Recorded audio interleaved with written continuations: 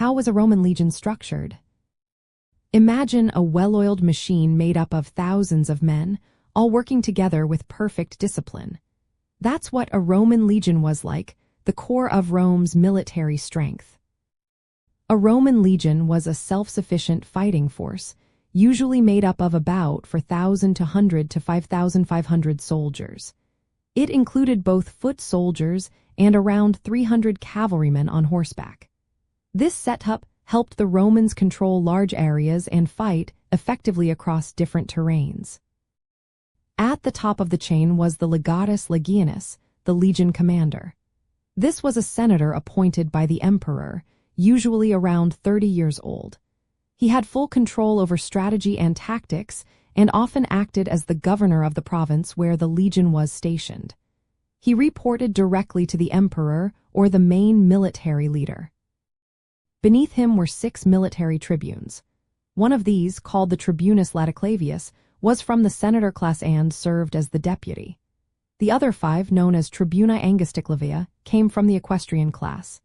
They handled day-to-day tasks like discipline, organizing patrols, managing supplies, and helping plan battles.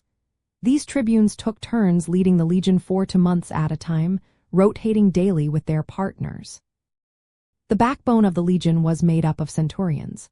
The most senior was the primus pilus, the chief centurion, who was third in command after the tribunes and the legatus. He commanded the first cohort during battles and had more influence than many higher-ranking officers. The other 58 centurions each led a century, which was a group of about 80 soldiers. These men were experienced veterans who had earned their ranks through service and skill. They carried a vine staff called a vitus, which symbolized their authority and was used to keep soldiers disciplined. The legion was divided into 10 cohorts. The first cohort was special because it was the most elite and had 5 centuries instead of 6, making it a little larger. Each of the other 9 cohorts had 6 centuries, with about 80 men in each. So, each cohort had roughly 480 soldiers. Within each century, there were smaller roles. The optio was the second in command, chosen from the soldiers themselves. The tesserarius was in charge of guards and received extra pay. The signifer carried the standard and kept records of pay and supplies, earning double wages.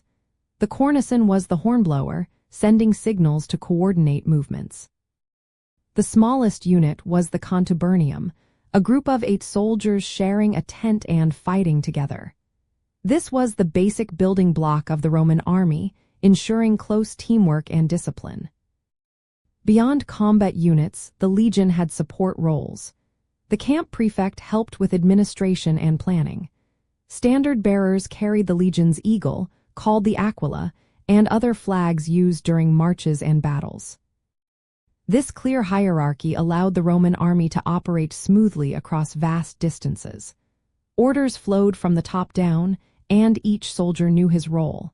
When the Romans expanded their territory, this system made it easier to garrison new lands, put down rebellions, and keep order.